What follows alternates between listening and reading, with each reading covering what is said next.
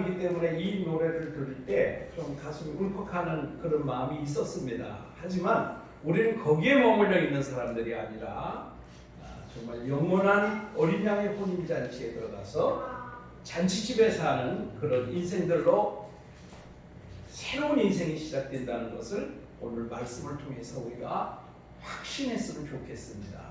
그래서 오늘 예수님이 이 가나 혼인잔치에 물로 포도주를 만드신 이유, 목적이 바로 여기에 있다 하는 것을 말씀해 주고 있습니다.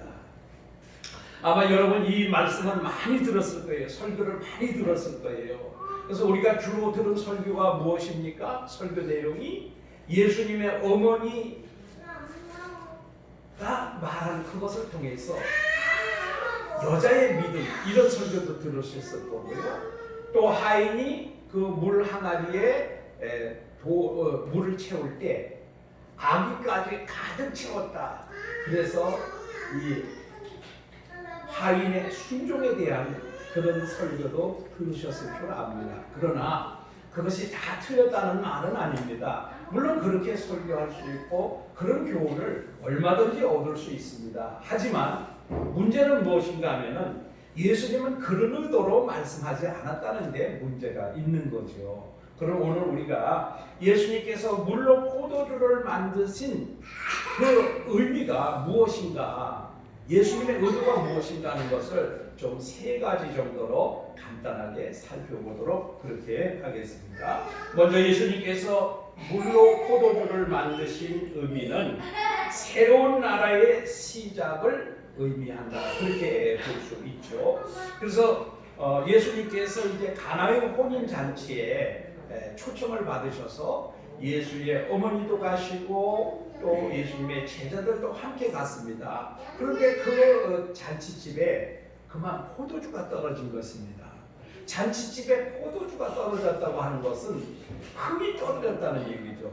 참 의미가 없는 그런 참 난감한 그런 상태입니다. 그때 예수님의 어머니가 예수님께 포도주가 떨어졌다는 것을 말씀을 드렸고 예수님은 기적을 베푸셨습니다. 그러면 왜 예수님께서는 물로 포도주를 만드셨을까? 이것이 가장 첫 번째 표적이다, 기적이다, 그렇게 말씀하고 있습니다. 그래서 먼저 예수님이 그 잔치에 참석을 하셨는데 이 혼인잔치에 포도주가 떨어졌다고 하는 것은 이 새로운 시대가 이제 예수님으로부터 시작된다 하는 것을 보여주는 그런 의미인데, 여러분 결혼식이 어떤 의미를 가지고 있습니까? 젊은 남녀가 결혼을 해서 가정을 꾸리게 되죠.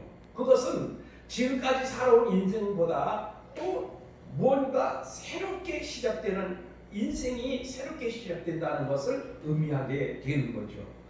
그래서 하나님께서 이 천지를 창조하시고 사람을 창조하셨을 때도 남자와 여자를 창조하시고 그리고 여자를 남자에게로 데려고 와서 그리고 이제 혼인하게 하시고 그래서 이제 새로운 가정을 만드시고 그것을 교회로 삼으셨다는 사실입니다. 그래서 이제 이 결혼은 새로운 출발을 의미하고 있는데, 그런데 그것보다도 이 새로운 인생이 출발했다 할지라도 참 좋고 즐겁고 행복한 인생이 된다는 보장은 없지요. 왜냐하면 앞에서도 말씀을 드렸습니다만 서로가 좋아서 사랑해서 결혼을 했는데 어느샌가 사랑하는 관계가 아니라 원수 중에 그런 원수도 없는 아주 철천지 원수가 되어 있는 그런 부부들도 얼마든지 있거든요. 그것이 무엇이냐면 포도주가 떨어진 잔치집과 같은 그런 인생이라고 볼 수가 있는 거예요. 그렇잖아요. 잔치집에는 포도주가 있어서 이 포도주를 마시고 서로 흥이 나서 기뻐하고 서로를 또 위하고 이렇게 신이 나는 그런 집이 잔치집인데, 잔치집에 포도주가 없다 그러면 흥이 없는 그런 잔치가 될 수밖에 없죠. 그것을 잔치라고 할 수가 없습니다. 마찬가지로 여러분 오늘 우리가 예수를 믿고 신앙생활을 했는데도 불구하고 이 포도주가 떨어진 잔치집과 같은 인생들이 얼마든지 있습니다. 그것을 다른 말로 말하면 구약의 율법의 시대로 말을 할 수가 있는 거예요. 그래서 하나님을 믿는데 오늘 여기가 누굽니까? 유대인들이잖아요. 유대인들이 하나님을 믿는 데는 아주 열심히 했던 사람들입니다. 그런데 그 율법의 멍에에 얽매여 가지고 이 즐거움이 없고 기쁨이 없고 그냥 이 율법의 짐을 지고 있는 상태죠. 그래서 마태복음 11장 28절부터 30절 말씀에 수고하고 무거운 짐진 자들아 다 내게로 오라 내가 너희를 쉬게 하리라 하는 이 말씀이 바로 뭐냐면은 이 유대의 율법에 얽매여서 율법의 무거운 짐을 지고 있는 그런 사람들을 오라는 거거든요. 그러니까 우리가 그 본문을 확실하게 의미를 알고 있어야 돼요. 그 수고하고 무거운 짐이 뭐냐? 율법의 짐이라는 거예요. 율법을 지켜야만 내가 구원받고 율법을 지켜야만 하나님의 백성으로 살아갈 수 있다고 하는 그런 무거운 짐. 그러나 예수님께서는 그 모든 무거운 짐을 다 지셨죠. 예수님이 율법의 완성자가 되어주셨습니다. 그렇기 때문에 이제 포도주가 떨어진 그 잔치집과 같은 인생들에게 예수 믿고 이제 새로운 시대가 이제 시작되었다는 것을 알려주시기 위해서 오늘 이 가나의 혼인잔치에 포도주가 떨어진 것을 말씀하시고 그리고 이제 그 포도주를 없던 포도주를 물로 포도주를 만들어 주시는 이 기적을 행하셨습니다. 여러분 예수님을 만난 후로 혼인잔치와 같은 즐거운 인생이 되고 있습니까? 아니면 더 힘들고 어려운 인생이 되셨습니까? 아니면 예수 믿어도 뭐 별 달라진 것이 없네 이런 사람들도 있어요. 여러분 오늘 우리 인생이 즐거움이 없고 기쁨이 없다면 신앙의 기쁨이 없다면 바로 포도주가 떨어진 잔치집과 같은 그런 인생입니다. 그런데 이제 그것을 다른 말로 말하면 아직 예수님이 내 인생의 주인이 되지 못하셨다는 뜻입니다. 예수님이 내 인생의 주인이 되시면 새로운 시대를 이제 시작하게 하시고 그리고 우리 하나님이 주시는 풍성한 은혜를 누리도록 해주시는 분이 바로 예수님입니다. 그래서 물로 포도주를 만들어 주신 그 예수님의 놀라운 기적이 오늘 우리 인생들에게도 있어야 될 줄로 믿습니다. 포도주가 떨어진 잔치집 여러분 생각만 해도 너무 재미없잖아요. 그렇지 않습니까? 우리 인생 예수 믿어도 하나도 즐거움이 없고 기쁨이 없는 그런 예수 믿는 신앙생활 너무 재미없잖아요. 그러나 예수님이 물로 포도주를 만들어 주셔서 이제 내 인생이 새롭게 시작되었다. 제 2의 인생이 아주 신나게 시작되었다 하는 그러한 변화가 있기를 축복합니다. 그 다음에 두 번째로 물로 포도주를 만드신 것은 새로운 창조의 시작을 의미한다. 그렇게 볼 수가 있어요. 하나님께서 천지만물을 창조하시고 아담과 하와를 만드셨지요. 그런데 최초의 인간 아담은 어떤 사람이었습니까? 하나님께서 창조한 사람이었지만 그러나 그는 죄를 지음으로 말미암아 아담 한 사람으로 온 모든 인생이 다 죄인이 되게 하는 참 어떻게 보면 너무 비극적인 사람이었죠. 그런데 이제 예수님께서 우리가 요한복음 1장에서 보신 바와 마찬가지로 예수님은 이제 새로운 창조.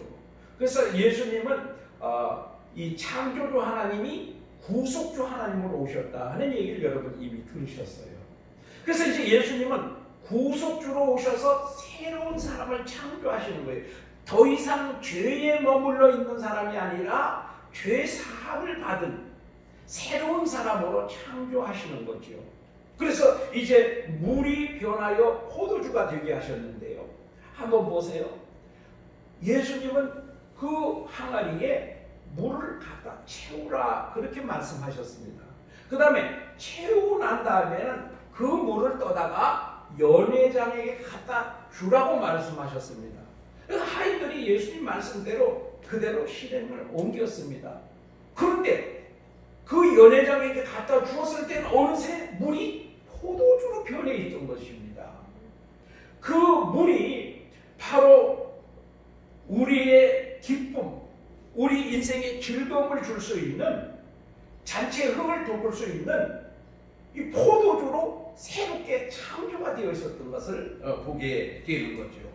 여러분, 우리는 죄로 죽었던 자들인데 예수님이 십자가의 죽으심으로 우리를 새롭게 창조하셔서 더 이상 죄인이 아니라 의인으로 새롭게 창조해 주셨다는 것입니다. 죄인은 무엇입니까? 항상 죄에 억눌려서, 죄와 사망의 권세에 억눌려서 방금 우리가 들었던 그 간요의 내용과 똑같은 인생입니다. 지금 그 가요를 들을 때 우리 마음이 울컥하지만, 그러나 우리는 그와 같은 인생이 아니라는 사실을 알아야 됩니다. 우리는 그것은 예수 없는 사람, 십자가를 통과하지 못한 사람, 그런 사람들에게, 그런 인생들에게 해당되는 내용이고, 오늘 우리에게는 무슨 내용입니까? 새롭게 창조된 새로운 사람이 되었다는, 그래서 우리는 예수님과 함께 행복하게 살 수 있는 그런 새로운 피조물로 변화되었다는 사실. 그래서 이 새 창조의 가장 큰 은혜를 입은 사람은 누굽니까? 바로 나 자신입니다.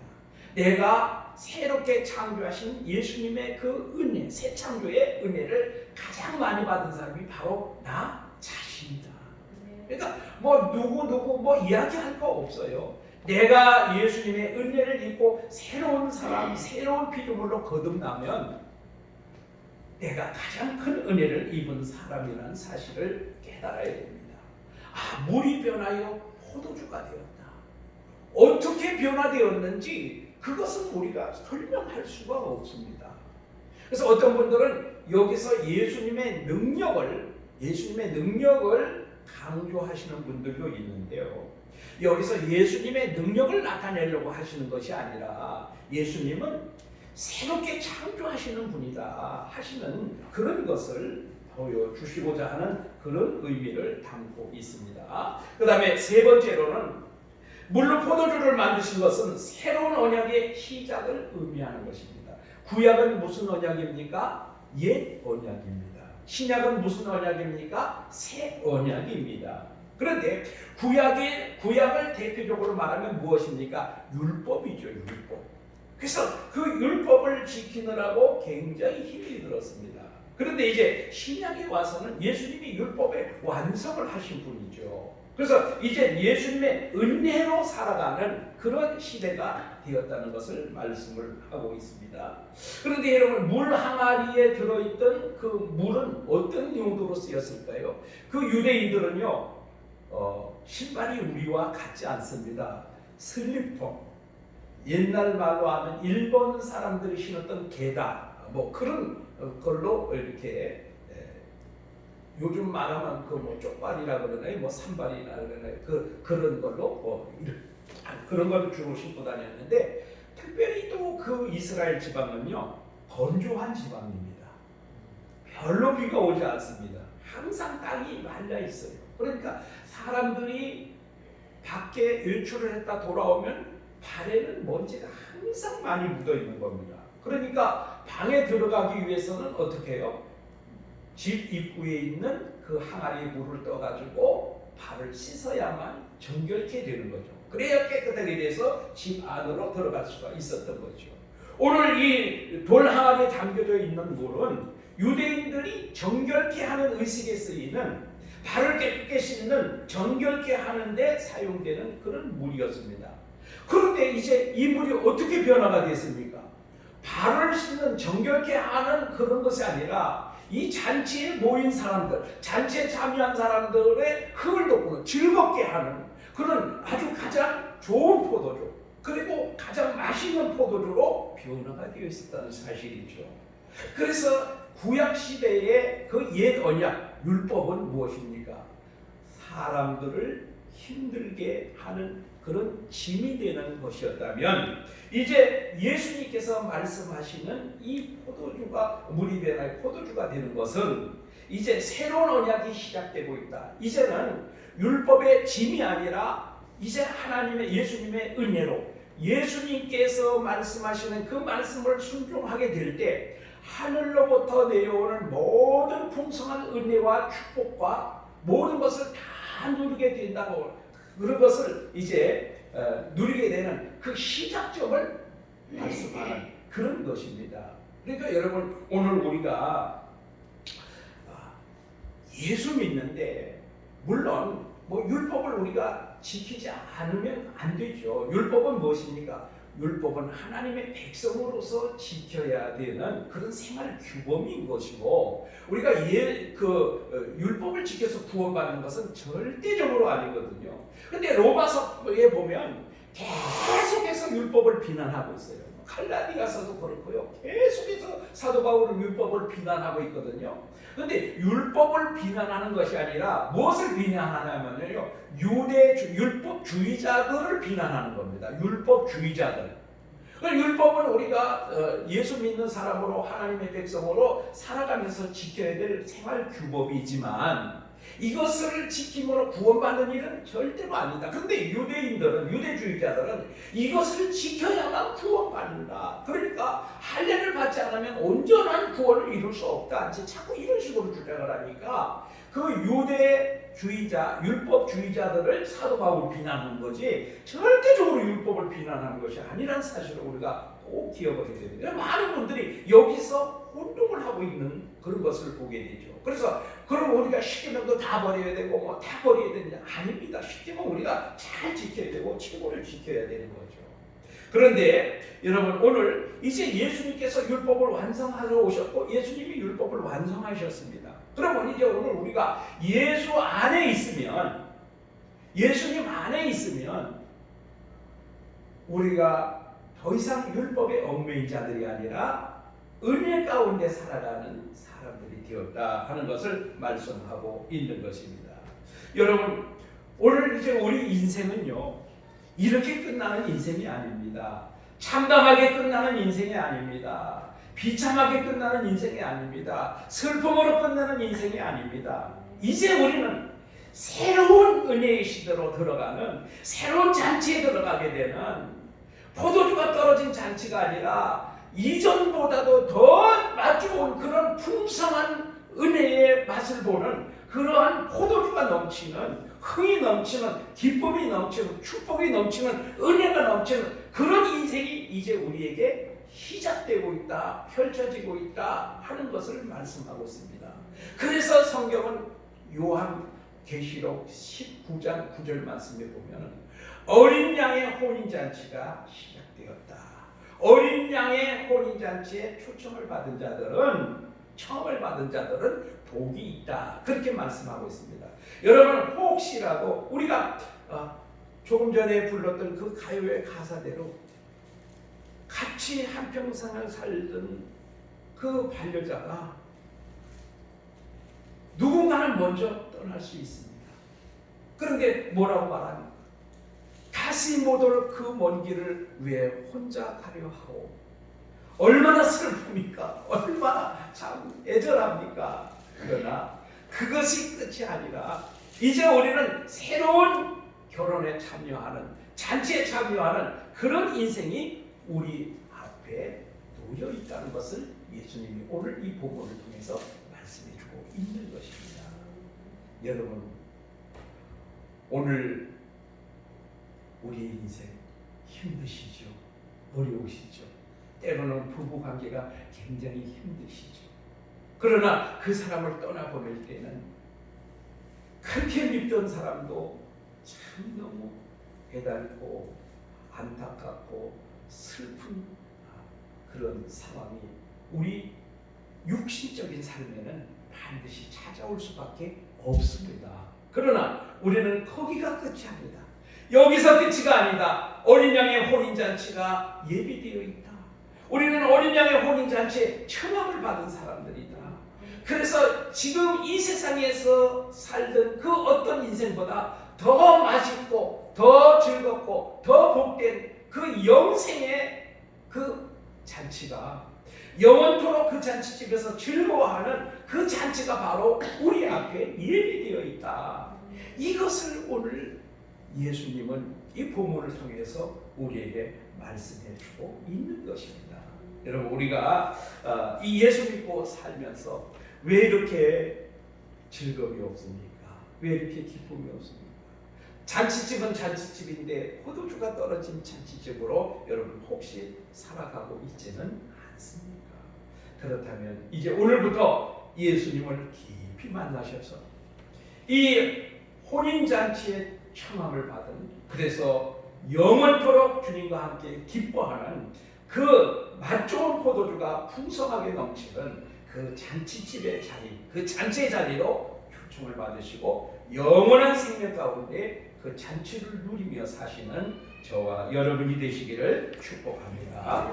은혜로우신 우리 하나님 아버지, 오늘 가나의 혼인잔치에 포도주가 떨어졌을 때 예수님께서 물로 포도주를 만드셔서 이전보다 더 맛 좋은 포도주를 만들어 주심으로 더 나은 잔치가 되게 하신 것처럼, 하나님 오늘 잔치집에 포도주가 떨어진 것 같은 정말 의미 없고 맛이 없고 기쁨이 없는 우리 인생들, 예수님을 만남으로 말미암아 어린 양의 혼인잔치의 청함을 받아서 영원히 이전보다 더 맛있고 더 즐겁고 더 복된 더 풍성한 우리의 인생이 영원토록 펼쳐질 수 있도록 우리 주님께서 미리 보여주신 줄로 믿습니다.